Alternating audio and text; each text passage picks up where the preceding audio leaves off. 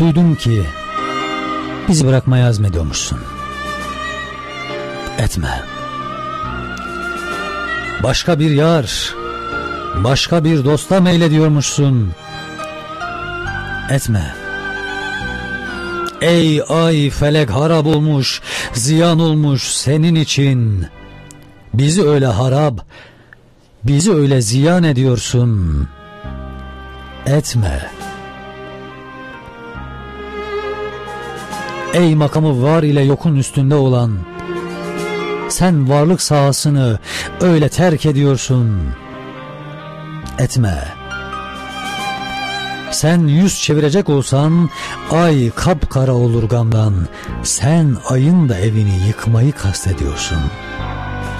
Etme.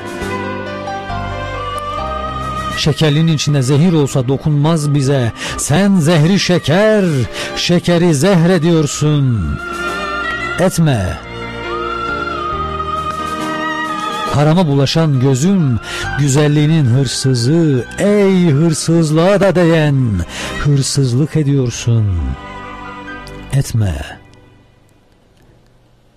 Aşıklarla başa çıkacak gücün yoksa eğer, aşka öyleyse ne diye hayret ediyorsun? Etme. İsyan et ey arkadaşım, söz söyleyecek an değil, aşkın baygınlığıyla ne meşk ediyorsun? Etme. Etme.